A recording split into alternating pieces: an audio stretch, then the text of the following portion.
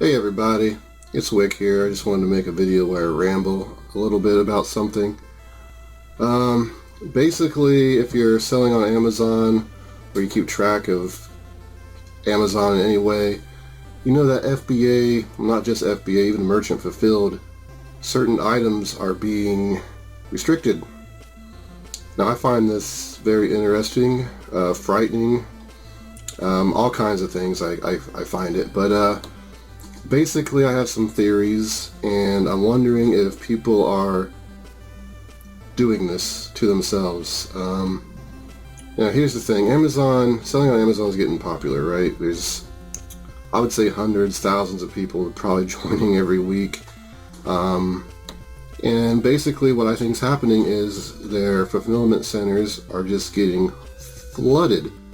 They've already said that they've filled up. They give away the free, have your stuff sent back for free during a certain time period to help clear out the warehouse. They do inventory where you can't send certain stuff in that have bad ranks that are just going to sit there. They've raised their fees, their selling fees for, like, I forget how it works exactly, from October to December, and like November and December is like really bad. Like the storage fees are ridiculous. They're multiplied by like 5 or 6 times, but they do take away from the weight handling, so it kind of offsets it a little bit.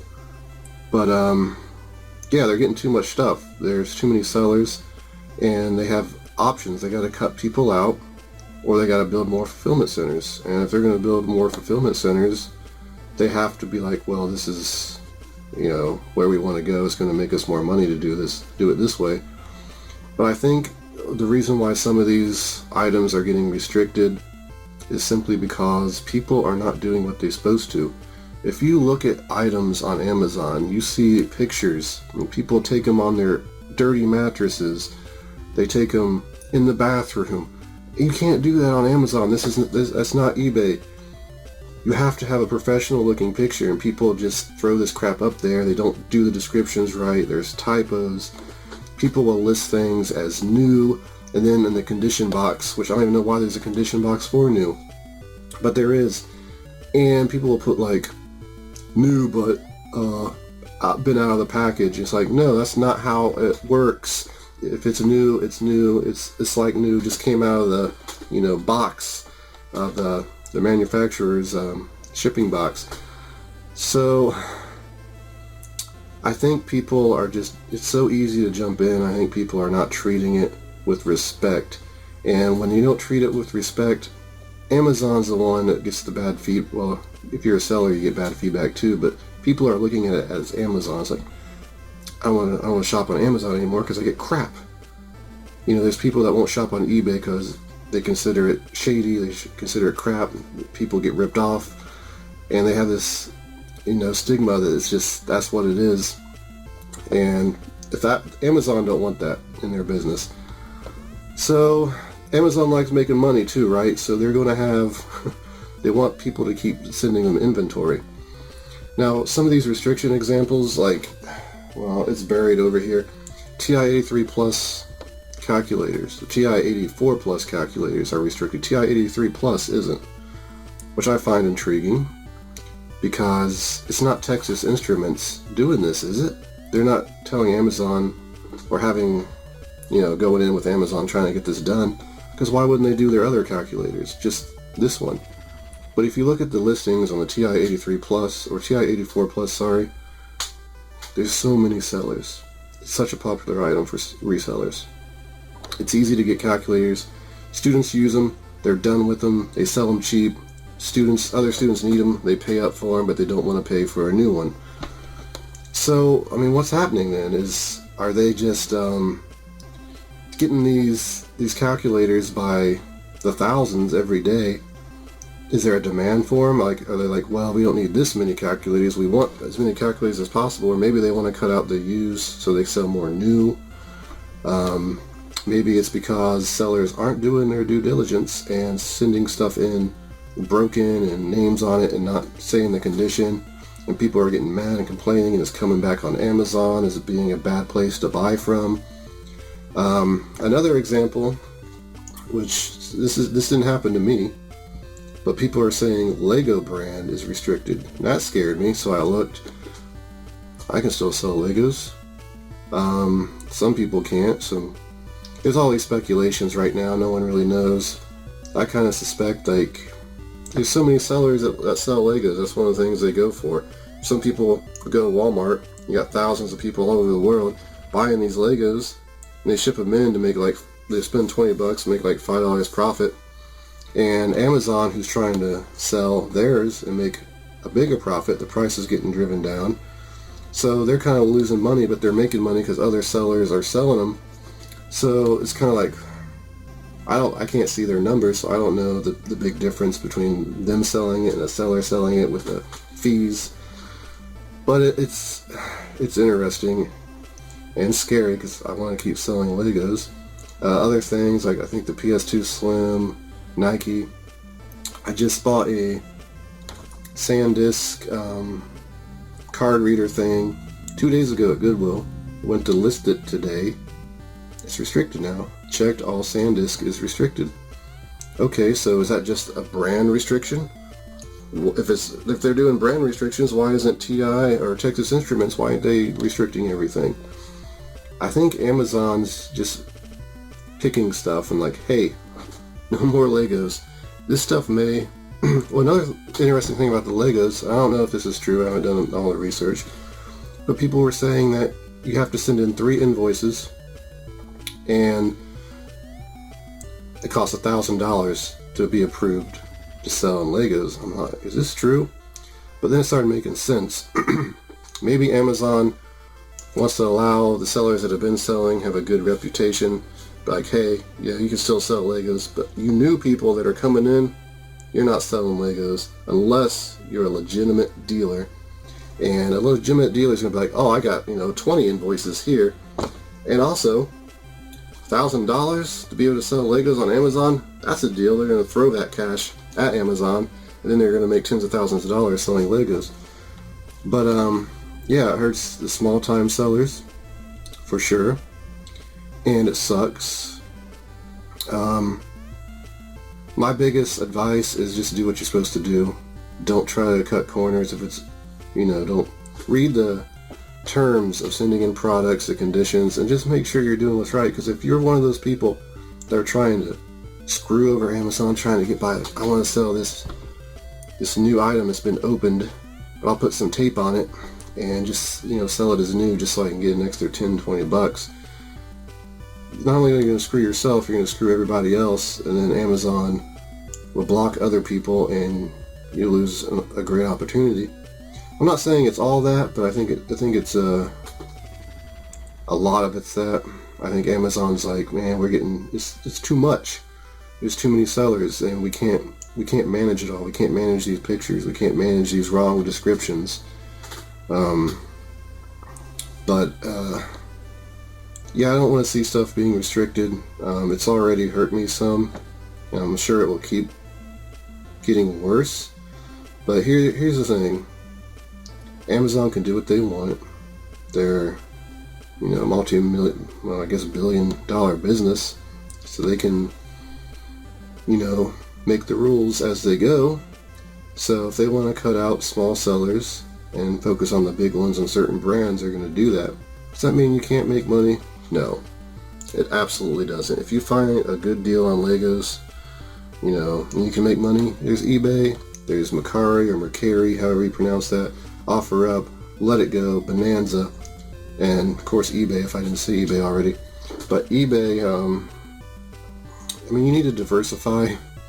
People say it all the time, but you really need to do that. A lot of things may be restricted, but there's millions and tens of millions of products on Amazon. They're not going to restrict all of them. I think they're going to get more strict with sellers. I think if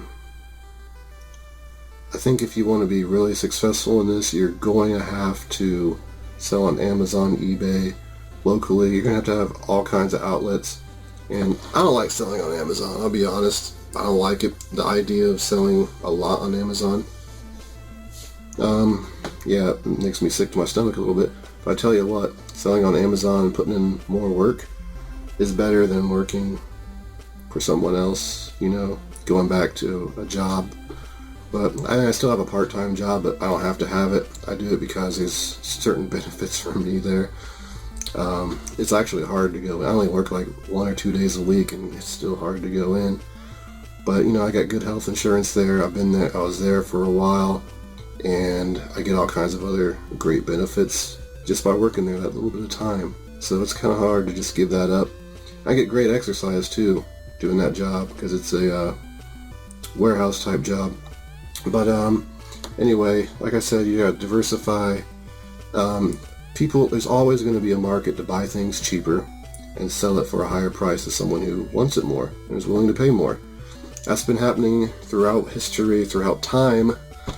So I don't think that's ever going to change.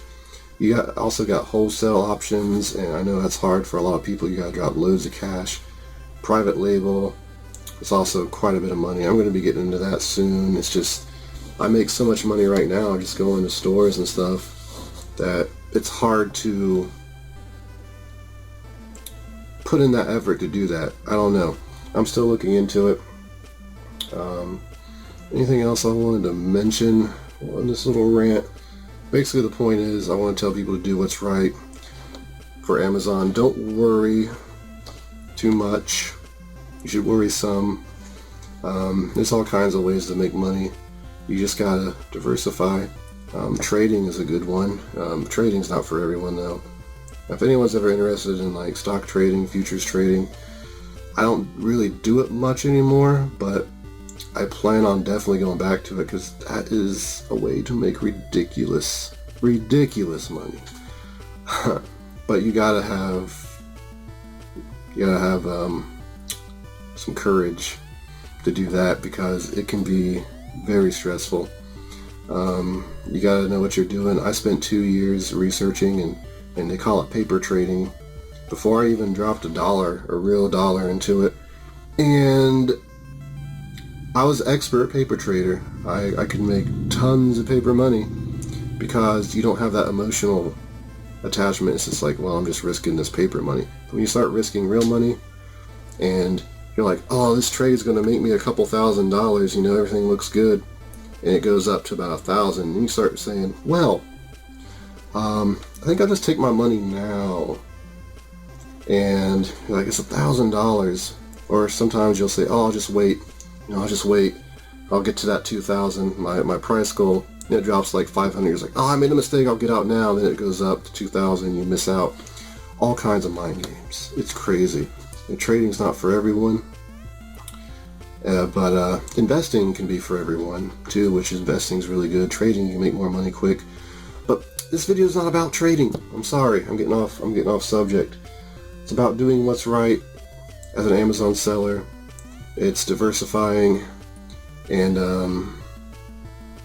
just wanted to talk about the restrictions. If you have any insight on the restrictions that are happening, please post in the comments. I don't know why they're doing it. I don't think anybody really knows. It's all just speculation right now. But I would really appreciate it if you liked the video, if you enjoyed this. Subscribe if you want to see more videos about reselling. But it's just something I've been thinking about. And I'm like, hey, I have a YouTube channel. And I got over 2,000 subscribers now. Maybe I should talk about this. Maybe if I can just get a small percentage of these people to do what they're supposed to do. I'm not saying any of you are not, but you know, I know there's a lot of newer sellers or people are considering it that watch my videos because I get tons of questions and tons of people asking. I even have people offering me like, hey, could I pay you and you teach me how to sell on Amazon? It's just like, I'm not like that big of an expert. I mean, yeah, I make money. I make good money, and I have a pretty good concept of it. I'm pretty real. I'm pretty transparent. You know, I'm not trying to really hide anything. I'm not trying to be like, I make $1 million every month. I'm not saying, oh, I make $10,000 every month. It's like, well, yeah, last month I had over $10,000 in sales, but That's in sales. So after profit, it's more like $4,000, $5,000. And you get a lot of people that just like, I made $10,000 in a month. That's making 3 figures a year. I mean, I guess you are in a way, but really, if you don't count your profit alone, you already had the money before. I mean, I guess you could. No, I mean, I don't think there's any way around that. You just need to consider your profit in the end. What's going back in the bank, your turnaround, your ROI. But anyway, like I told you, I'd be rambling. But this has been Wick. Until next time.